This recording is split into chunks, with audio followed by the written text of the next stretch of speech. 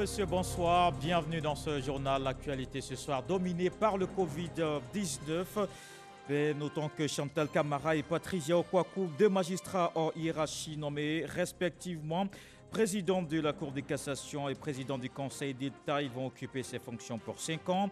Le président de la République, Alassane Ouattara, a signé ce vendredi le décret de nomination à suivre dans quelques instants la déclaration du secrétaire général de la présidence.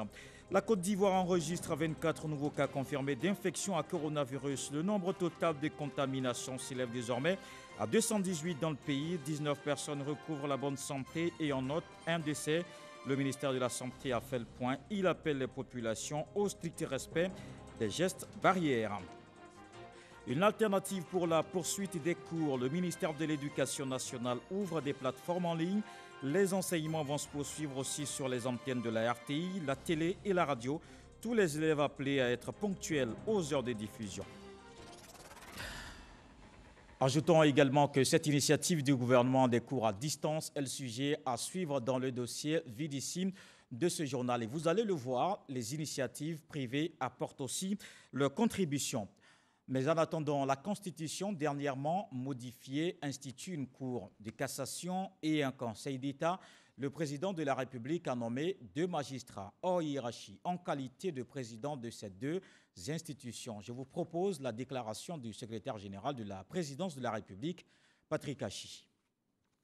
Le président de la République, son Excellence M. Alassane Ouattara, a procédé ce vendredi 3 avril 2020 à la signature de 2 décrets portant nomination pour une durée de 5 ans des présidents de la Cour de cassation et du Conseil d'État, conformément à l'article 150 nouveau de la Constitution. Ainsi, Mme Chantal Nandaba Camara, magistrat hors hiérarchie, groupe A, échelon unique, est nommée présidente de la Cour de cassation. M. Patrice Yao Kwaku, magistrat hors hiérarchie, groupe A, échelon unique, est nommé président du Conseil d'État. Et l'État déploie aussi tous les moyens dans le cadre de la lutte contre la maladie à coronavirus. Madame, Monsieur, voici toute l'actualité sur le Covid-19.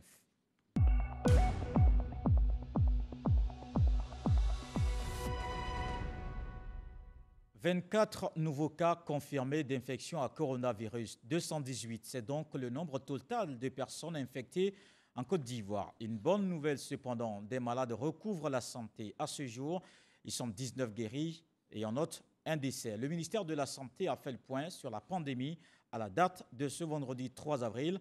Professeur Mamadou Samba est le directeur général de la Santé. Le ministère de la Santé et de l'Hygiène publique a enregistré ce vendredi 3 avril 2020, 24 nouveaux cas d'infection à Covid-19 sur 226 échantillons prélevés, portant ainsi à 218 le nombre total de cas confirmés. Nous notons ce jour 218 cas confirmés, 19 guéris et un décès. La répartition de ces 24 cas se fait comme suit. 22 cas à Abidjan, dont la moitié à Marcory. 2 nouveaux cas à l'intérieur, notamment à Boaké et à Soubré. Abidjan demeure l'épicentre de l'épidémie à Covid-19 avec plus de 90% des cas. C'est pourquoi le ministère de la Santé et de l'Hygiène publique attire l'attention de la population sur l'importance du respect des décisions mises en place par le président de la République, en particulier celles relatives à l'autoconfinement et à l'interdiction des déplacements non autorisés entre Abidjan et l'intérieur du pays. Ces décisions ont pour but de limiter la propagation du virus. Par ailleurs, le ministère de la Santé tient à remercier très sincèrement le corps préfectoral et les forces de défense et de sécurité pour leur implication dans la lutte contre cette pandémie. Il faut rappeler que le Covid-19 est une maladie grave, mortelle et très contagieuse. Seules les mesures barrières demeurent efficaces pour limiter les contaminations.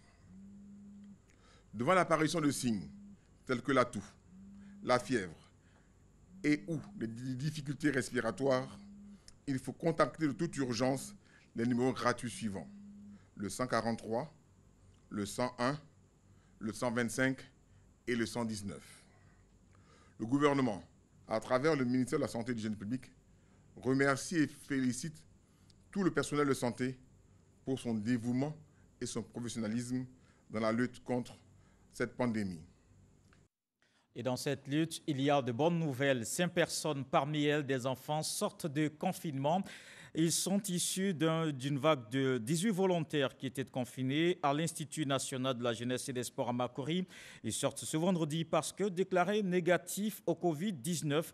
Un séjour de 14 jours sous surveillance médicale et policière. Selon le directeur de l'Institut national d'hygiène publique, ces personnes se portent bien et leur état de santé ne représente aucun danger pour les populations. Elles se sont présentées elles-mêmes à l'INJS. Le professeur Joseph Beignet-Bivreau, directeur de l'Institut national d'hygiène publique, les félicite pour un comportement, je cite, citoyen et responsable. Il faut noter que ces 5 personnes ont refusé de se prononcer sur leur confinement à l'INJS. Et on va parler à présent de la situation dans le monde. Plus d'1 million de cas enregistrés. En Europe, on compte plus de 500 000 cas. Le continent africain a plus de 8 095 personnes infectés. Dans le monde, il y a plus de 53 000 décès, dont près de 40 000 en Europe, plus de 299 en Afrique, au moins 50 pays en confinement total dans le monde. Et ici en Côte d'Ivoire, les écoles sont fermées. Les élèves ne sont pourtant pas en congé. Le ministère de l'Éducation nationale innove des solutions technologiques comme alternative à la poursuite des cours.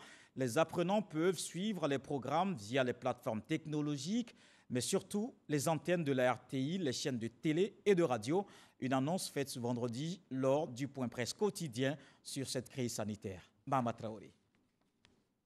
École fermée depuis le 17 mars dernier pour éviter la propagation de la maladie à coronavirus, mais les livres et les cahiers restent ouverts.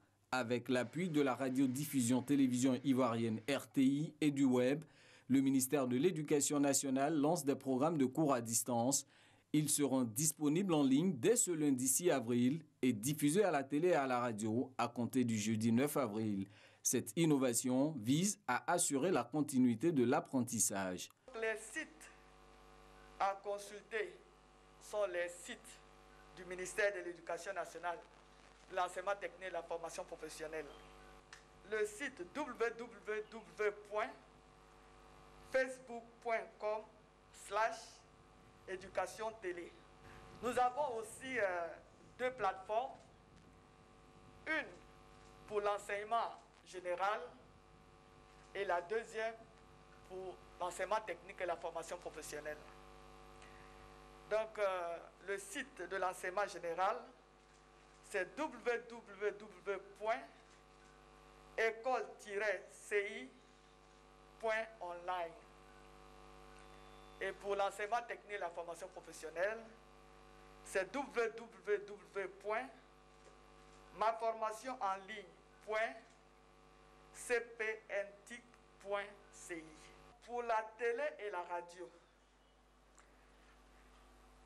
les cours vont démarrer le jeudi 9 avril 2020. Et les horaires sont les suivants. La RTI première chaîne, c'est tous les jours, du lundi au vendredi, de 15h à 15h30. Pour la RTI 2, tous les jours, du lundi au vendredi, de 9h à 11h. En ce qui concerne la radio, Radio Côte d'Ivoire, tous les jours, du lundi au vendredi, de 8h à 8h30, et fréquence 2, tous les jours, du lundi au vendredi, de 15h à 16h. Dans un premier temps, ces cours s'adressent aux élèves du CM2, de la 3e et de la terminale et s'étendront dans l'avenir aux classes intermédiaires. La ministre de l'Éducation nationale insiste, une année blanche n'est pas envisagée pour l'heure. Nous avons achevé le premier trimestre, les élèves ont eu leur moyenne. Nous avons achevé le deuxième trimestre et les enseignants étaient en train de calculer les moyennes. Donc dans la plupart des établissements, les moyennes sont disponibles. Donc il ne nous reste que le troisième trimestre. Vous savez bien que les examens à grand tirage se font in situ. Les élèves ou les candidats sont regroupés dans des centres de composition.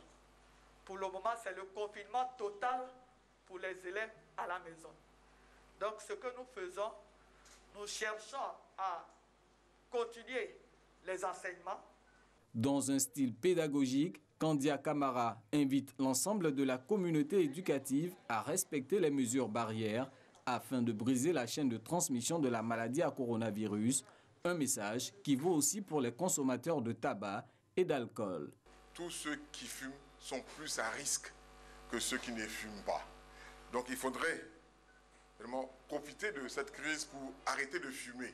L'alcool, comme le tabac, nous affaiblit notre organisme, affaiblit notre système immunitaire, donc nous rend plus fragiles au Covid-19.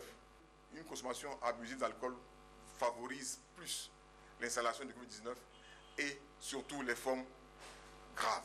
Le professeur Mamadou Samba assure que les capacités de dépistage se sont vues renforcées, ce qui va favoriser la détection plus rapide et à grande échelle des cas suspects. RTI 1, RTI 2, Radio Côte d'Ivoire, fréquence 2 des chaînes du groupe RTI pour désormais suivre les cours. Les élèves peuvent aussi se rendre sur les sites internet indiqués par le ministère de l'Éducation nationale. À côté de ces initiatives, des personnes apportent leurs contributions. Vous allez le voir dans le document qui va suivre. Des plateformes web, SMS sont mises à la disposition des élèves pour suivre les programmes. Les 5 millions d'élèves appelés à ouvrir les cahiers et les livres avec la même rigueur qu'en présentiel. Les solutions alternatives à la fermeture de l'école, voici le dossier vide ici de Sephora Zegui.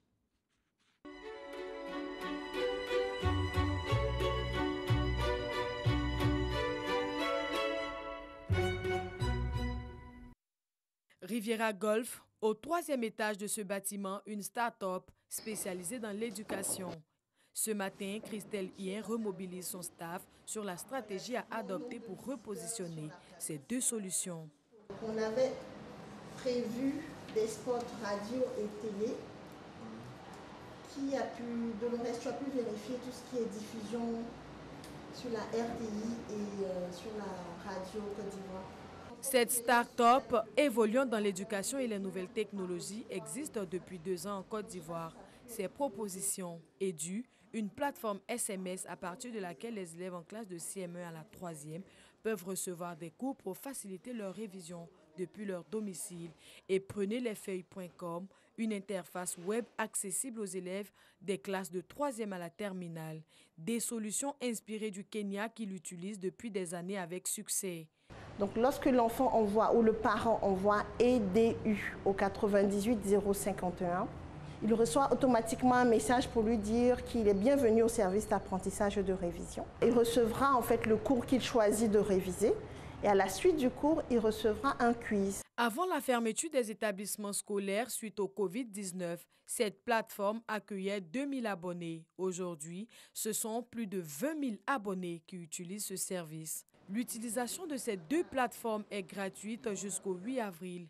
Plusieurs autres initiatives sont nées pour soutenir le ministère de l'Éducation nationale, de l'enseignement technique et de la formation professionnelle. Christelle n'est donc pas la seule à proposer des solutions alternatives à la fermeture des écoles. Cocody les deux plateaux, Fondation Magic System. Ce groupe d'artistes zouglous, sensible à la situation des élèves, veut apporter sa contribution. L'idée est venue avec des jeunes informaticiens qui avaient nourri cette idée qui a fort longtemps de pouvoir mettre cela en pratique. Et quand cette période, cette situation est venue s'imposer à nous, j'ai pensé à eux, on a eu à les appeler pour leur demander est-ce qu'on ne pouvait pas faire profiter à tous les élèves de Côte d'Ivoire de cette application-là. Avec l'appui de l'Union européenne, le mythique groupe Magic System a mis en place une plateforme web pour permettre aux élèves du CP1 à la terminale de ne pas décrocher. Vous allez voir, il y a des onglets qui indiquent chaque classe. Vous cliquez dessus, il y a des enseignants qui seront là, qui vont vous parler comme vos enseignants à l'école. Ça devient du coup, pour l'occasion, ça devient vos instituteurs, vos professeurs qui vont prodiguer des cours. On a fait de telle sorte que la pédagogie soit bien maîtrisée.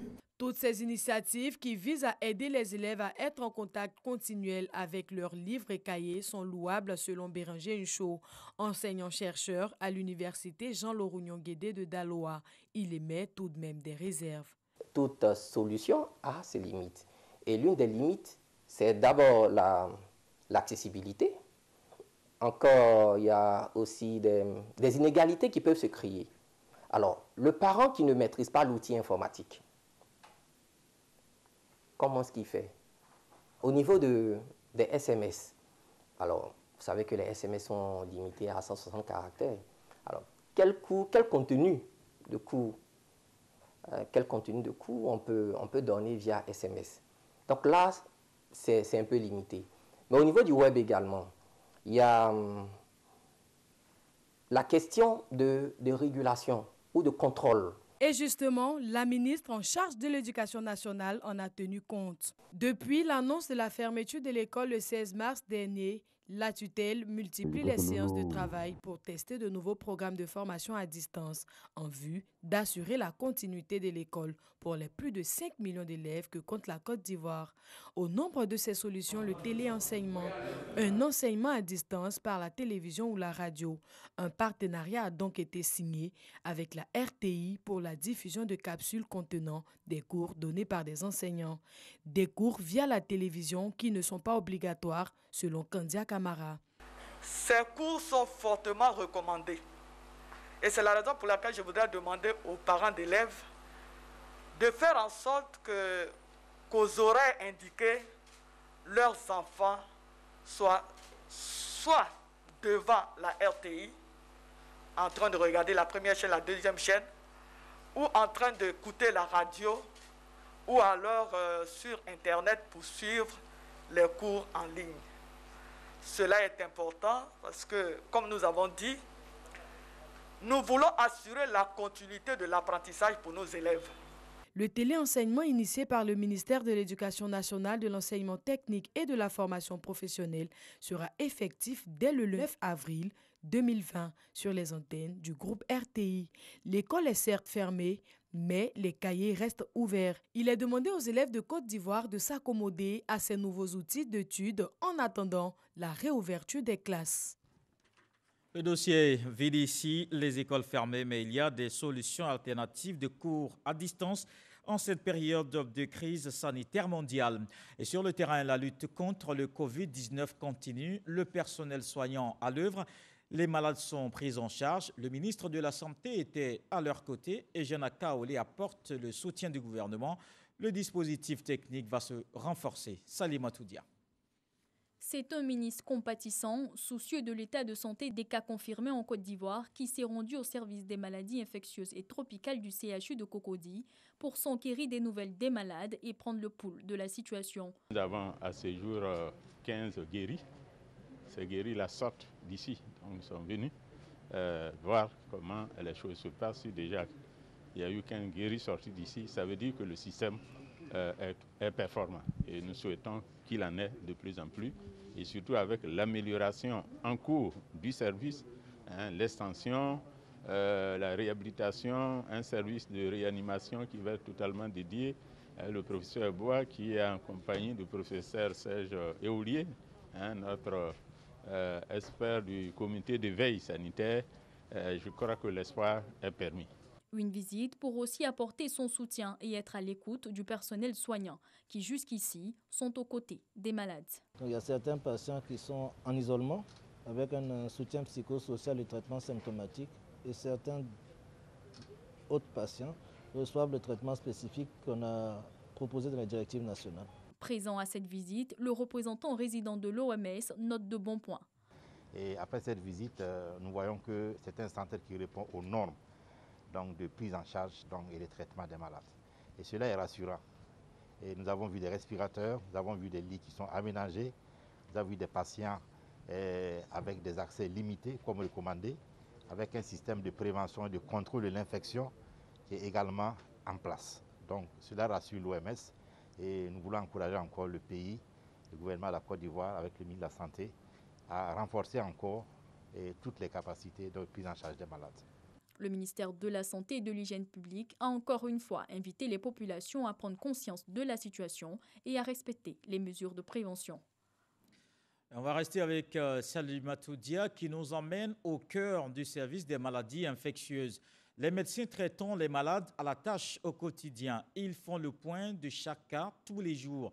Un suivi permanent avec la plus grande attention. Vous allez le voir, c'est un personnel soignant très engagé, avec un plaisir à servir sans économie d'énergie. Ce matin, au service des maladies infectieuses et tropicales du CHU de Treichville, les médecins traitant les cas confirmés du Covid-19 en Côte d'Ivoire sont en réunion pour l'évaluation quotidienne de l'état de santé de chaque patient.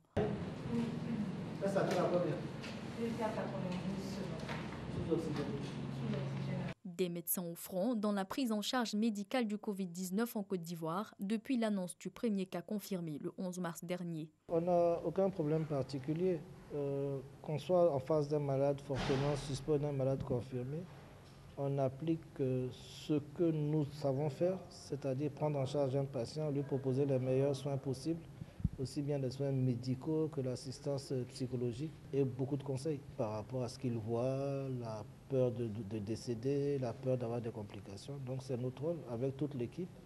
On les suit tous les jours et on décide pour certains de les hospitaliser, pour d'autres de les suivre à domicile tant qu'on sait qu'ils peuvent vraiment respecter des règles d'isolation. Le coronavirus, cette maladie contagieuse et mortelle, ne laisse guère sans crainte le personnel soignant en contact permanent avec les cas confirmés.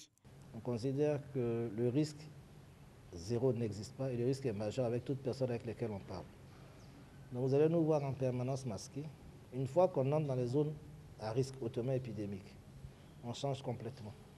On laisse nos portables, tout ce que l'on a hors de la zone hautement épidémique. On s'habille en équipement de protection individuelle, on a nos chaussures, tout ça, et on va faire la visite aux patients. Donc on fait le maximum pour être protégé. Médecins, infirmiers, aides-soignants, garçons de salle, environ une centaine de membres de l'équipe du SMIT se sont engagés à servir leur pays face à l'ennemi de l'humanité. Je les ai tous réunis, je leur ai dit, on va prendre en charge des patients atteints de Covid. Qui ne veut pas rester avec nos maladies infectieuses, je ne vous reprocherai rien. Il n'y a eu aucun refus. Nous avons par contre fait sortir certains qui sont fragiles. Les femmes enceintes, les nourrices, on les a fait sortir. Honnêtement, le personnel est vraiment impliqué. Avec une répartition des rôles qui est bien établie, on a la chance d'avoir des étudiants en médecine qui sont venus se joindre à nous, qu'on a formés. Et cette motivation spontanée ne peut que nous rassurer. Les médecins rassurent, les moyens sont mis à leur disposition pour effectuer leur mission. On a pratiquement tous les moyens, aussi bien en termes de d'autres protections, parce que la priorité aussi c'est notre protection. Il ne faut pas qu'on pense qu'on peut aller voir les patients, qu'on s'expose. On insiste sur notre protection. Du point de vue de la prise en charge des soignants, vous l'avez vu au staff, j'ai demandé un point, tout est réuni et la gratuité est respectée, tel que c'est précisé dans le décret du président. On a même les moyens logistiques, aussi bien en véhicule qu'en chauffeur, pour pouvoir nous transposer. Vous avez dû voir au staff, nos équipes d'intervention rapide sortent. Elles vont aussi au VITIB pour voir les patients pas graves qui sont hospitalisés. Donc franchement, au plan des moyens, la réponse y est. Le gouvernement nous soutient énormément, ainsi que les partenaires au développement. 15 cas de guérison et un décès à ce jour. L'espoir de vaincre le coronavirus en Côte d'Ivoire est permis avec un personnel médical dévoué. Et la Côte d'Ivoire n'est pas seule dans la lutte. La Banque mondiale apporte sa contribution. Elle octroie un crédit de 118 milliards de francs CFA au pays. Un appui de l'institution de Bretton Woods pour adresser les questions sociales en cette période de crise sanitaire. Le mémorandum signé ce vendredi. Les détails avec Mamadou Kouassi. Une bouffée d'oxygène pour l'économie nationale en cette période de pandémie de la maladie à coronavirus. Plus de 118 milliards de francs CFA sont mis à la disposition de la Côte d'Ivoire par la Banque mondiale. Un crédit d'appui aux réformes entreprises par la Côte d'Ivoire dans divers secteurs d'activité, notamment l'agroforesterie, et dans la lutte contre le travail des enfants dans la cacaoculture. Avec ce financement, la Côte d'Ivoire doit établir des normes pour une production de cacao durable et faciliter l'intégration de l'énergie solaire sur le réseau électrique. Certes, l'économie ivoirienne a enregistré une forte croissance ces dernières années, mais certains ont moins d'opportunités pour toutes sortes de raisons, et donc il y a besoin d'établir un filet social. Cette crise du Covid met aussi en évidence le besoin d'avoir un large système de filets sociaux pour soutenir les plus vulnérables, qu'ils soient dans le monde rural ou en milieu urbain. L'adoption et le développement d'un registre social est une première étape importante pour établir un tel système national. Et nous sommes dès lors très heureux de pouvoir soutenir le gouvernement. La crise sanitaire a un impact sur l'économie nationale. Le gouvernement a donc élaboré, sous la haute direction de M. le Premier ministre, un plan de soutien économique, sanitaire, social et humanitaire. Je voudrais donc saisir cette tribune pour inviter le groupe de la Banque mondiale ainsi que les autres partenaires techniques et financiers à accélérer la mise à disposition des appuis que le gouvernement a sollicités dans le cadre de la mise en œuvre des différents plans que je viens de mentionner. Il s'agit aussi, à travers ce crédit de plus de 118 milliards de francs CFA, d'accompagner la Côte d'Ivoire dans la mise en place d'un système de traçabilité du cacao, du producteur au consommateur. Et la Banque mondiale ne s'arrête pas là. L'institution financière soutient le continent.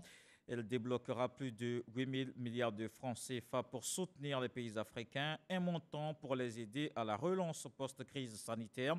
Rappelons-le, plusieurs gouvernements africains mettent en place des plans de soutien à la population et aux entreprises pour tenter de sauvegarder les emplois. Et dans cette crise, dans cette situation de crise, il faut surtout faire attention à la circulation de l'information. Les fake news foisonnent. Le ministère de la Jeunesse nous appelle justement à la vigilance. Dans cette tendance au faux, il y a le vrai son, c'est-à-dire la vraie information. C'est l'initiative lancée 700 jeunes volontaires pour mener cette campagne et sensibiliser les populations sur les gestes barrières contre le Covid-19. Franck Wadio. 700 jeunes Ivoiriens bientôt au front contre le coronavirus. Le concept qui va les réunir s'appelle le vrai son. Une initiative du ministère de la Promotion de la Jeunesse et de l'Emploi des Jeunes avec le soutien de l'UNICEF et de l'UNFPA pour porter partout dans toute la Côte d'Ivoire la vraie information sur la maladie du nouveau coronavirus et faire taire les rumeurs appelées communément les faux sons. Les faux sons, c'est de croire que quand on est jeune, on ne peut pas avoir le coronavirus. Les faux sons, c'est de croire que les feuilles de Nîmes peuvent permettre donc de soigner le coronavirus. Le vrai son, c'est ce que le ministre de la Santé vient de dire. Le coronavirus n'épargne personne. Il faut être rigoureux, il faut respecter toutes les consignes qui ont été données. Il s'agit de notre modeste contribution, je parle de mon département ministériel, à l'initiative nationale qui a été lancée par le gouvernement. Information utile sur la maladie à coronavirus à Covid-19, reconnaissance des fake news. Ce sont les deux modules dispensés aux 700 volontaires engagés aux côtés du ministère de la Promotion de la Jeunesse et de l'Emploi des Jeunes.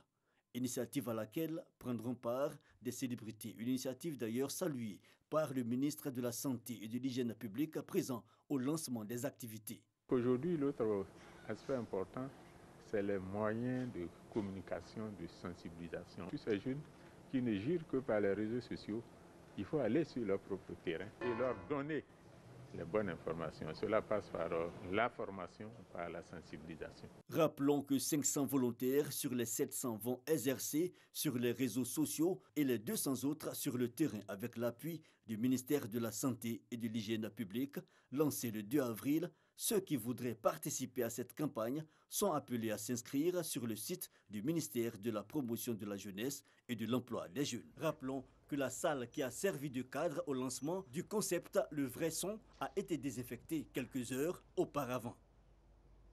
Et voilà qui met un terme à ce journal. Merci de l'avoir suivi. Je vous retrouve demain avec beaucoup de plaisir. D'ici là, prenez soin de vous. Bonsoir.